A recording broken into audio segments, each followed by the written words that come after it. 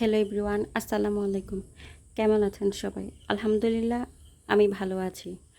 আসলে ভালো থাকা বলতে গেলে আমাদের এদিকে যে বন্যা পরিস্থিতি ছিল, তারই পরিপ্রেক্ষিতে আজকে অনেক মানুষেরই দুর্দশা, তাই না?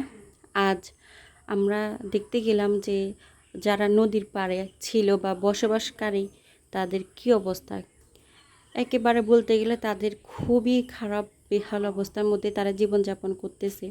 আর এই তো দেখতেই পাচ্ছেন, বাড়ি থেকে বের হয়ে সবাই মিলে গেলাম দেখার জন্য। এই তো দেখতেই পাচ্ছেন সামনে নদী। এই যে নদী, ছোটোবেলা কিন্তু এই নদীতে আমরা খুবই আসতাম, খেলতাম, মজা করতাম।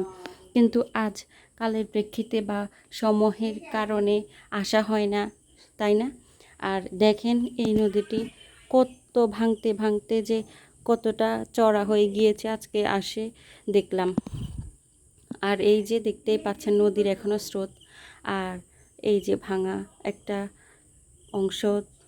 সত্যি বলতে নদীর পাড়ের যে একটা অবস্থা, বন্যার পর তাদের অবস্থা আরও খারাপ, যেহেতু সুইচ গেট ভেঙে গিয়েছে, সেজন্য তাদের এখন স্রোত আসে, আর সেই স্রোতের কারণে মানুষের ঘর বাড়ি সব ভেঙে যাচ্ছে। আসলে মানুষ নদীর পাড়ে বসবাস করে ঠিক আছে, কিন্তু তাদের এই অবস্থা মানুষকে আজকে খুবই কাঁদাচ্ছে। এখনও নদীতে স্রোত আছে। আমরা গিয়ে দেখলাম যে সত্যি মানুষের খুবই করুণ অবস্থা। আর একটা বাড়িতে গেলাম, সেখানে দেখলাম তাদের আর অল্প একটু বাকি আছে যে পুরা ঘর ভেঙে পড়ে যাওয়ার মতো। আসলে মহিলাটা খুবই আর্তনাদ করতেছে যে তার ঘরের জন্য, তার এই শেষ ভিটেটার জন্য, তাই না? এই যে দেখতে পাচ্ছেন একটা ঘর, আর এই ঘরের এই যে রান্নাঘর, হ্যাঁ রান্নাঘরে দেখেন সব ভেঙে পড়ে গেছে। চুলাটা পর্যন্ত ভেঙে পড়ে গেছে, যে সে যে রান্না করে খাবে তারও কোনো অবস্থা নাই।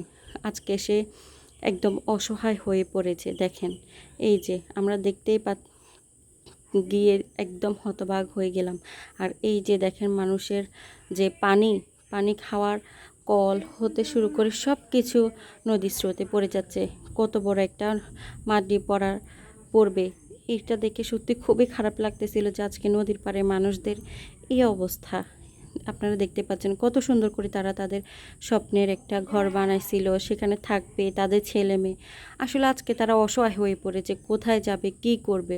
অনেকের যারা গৃহস্থ, তাদের গরু, ছাগল, হাঁস, মুরগি আছে, তাই না? অনেকেই তো আবার আছে এখানে কৃষক।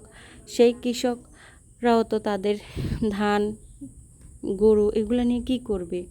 আর এই তো সব কিছু দেখে আমাদের যে পুরাতন বাড়ি ছিল, আমরা তো নতুন বাড়িতে গেলাম, সেই বাড়ির উপর দিয়ে আসতেছিলাম। এই যেটা হচ্ছে আমাদের পুরাতন বাড়ি, আমরা তো নতুন বাড়ি করেছি, সেই জন্য এই তো সে বাড়িতে আসতেছিলাম। আর এই যে দেখতে পাচ্ছেন রাস্তার ধারে যে ফুলগুলো খুবই সুন্দর, তাই না? আসলে মনটা ওদেরকে দেখে খুবই খারাপ হয়ে গিয়েছিল। এই পর্যন্ত, আল্লাহ হাফেজ।